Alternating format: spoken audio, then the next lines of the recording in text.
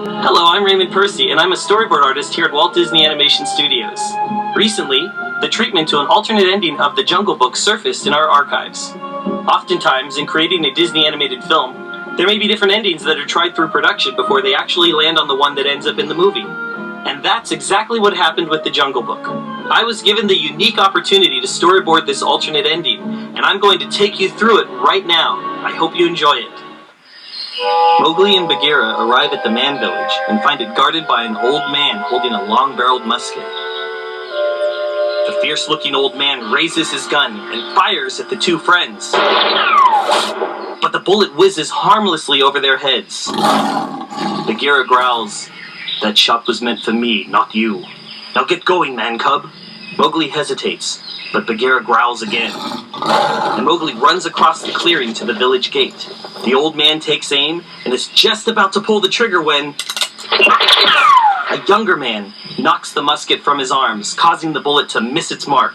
The young man yells, "Buldeo, are you crazy? You can't shoot a child!" Buldeo snarls in return, "He's bewitched. I saw him change from a leopard to a boy." As the villagers gather, a beautiful and delicate young woman appears and asks to see the boy. She whispers, "Nathu, can it be you?" Mowgli slowly creeps out from the bushes towards her. The man who saved Mowgli's life now comes forward and says, "He is no beast. He is our son, who was taken from us by the floods, brought back now by some miracle." Mowgli joins his parents and heads towards the village. Bagheera melts back into the jungle. We dissolve to Mowgli, now called Nathu, in the small walled-in yard of his parents' home. He has now learned the ways of man and has lived peacefully in the village for 3 months. But he is becoming restless and anxious.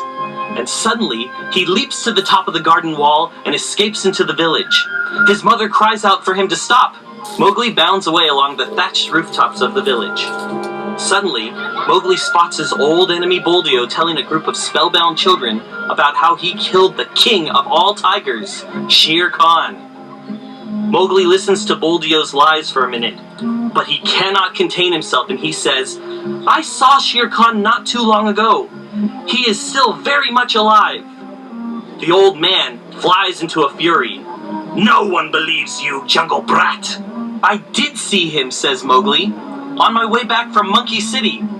He tells the fascinated children about the fabled lost city with its great treasure of gold and silver and jewels.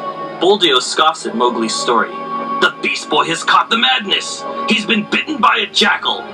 Mowgli screams, "Shere Khan is alive, and he's become a man-eater, so you'd better be careful." Buldeo threatens Mowgli with his musket, but Mowgli's father steps between them and rescues his son. We dissolve to nighttime in the small house where Mowgli lives. He's in bed, staring at a fire. His parents are comforting him, telling him that it's okay that he made up a tall tale about seeing Shere Khan. They say goodnight and leave. Mowgli is troubled by all that has occurred. Suddenly, he has an idea. He lights a torch and leaps out the door. We dissolve to Mowgli running with his torch in the jungle. A herd of elephants panic at the sight of the fire, what they call man's red flower. He next terrorizes a rhino who screams, "The red flower! The red flower!" and goes crashing off through the trees. Mowgli finally reaches his destination, the Council Rock. He challenges Akela, "Come forward and face the weak man cub now!" We dissolve to a different part of the jungle, where Shere Khan becomes Mowgli's next target. Shere Khan hears Mowgli yell, "You yellow-striped coward! Mowgli the man cub has come back for you!" Mowgli appears with his torch and chases Shere Khan through the jungle, finally cornering him in a ravine. Mowgli taunts the cowering man-eater, asking, "Have you lost your taste for a man-cub dinner?" before running off into the jungle again. Later that night, Mowgli is sitting in a lonely spot with only a small bonfire for company. Just then, Baloo and Bagheera enter the clearing. "So, you're back," growls Bagheera, "with the red flower." Mowgli says, "They don't want me in the village." He explains that he has come back to live in the jungle, bringing the fire to protect himself. His two friends walk off disgusted with Mowgli's behavior. "You've only succeeded in making more enemies," says Bagheera. "I'll have none of it," says Baloo. Shere Khan is in the jungle listening to everything that's going on. He waits patiently for Mowgli's fire to go out, and then creeps into the clearing, ready to spring on the boy. But before he can attack, he is startled to see another torch, this one carried by Mowgli's sworn enemy, Buldeo. Buldeo wakes Mowgli up with a rough poke in the ribs with his rifle. "Lead me to the lost city and the treasure," he says. As they walk, Mowgli says, "I thought you didn't believe me." "You were right about Shere Khan being alive, so I knew you were telling the truth." "But it's a long way and I'm not sure I can find it." "Your life depends on it, boy."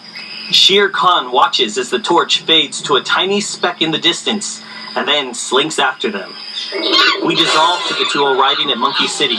Panic spreads among the monkeys when they see the red flower. They scramble wildly to escape.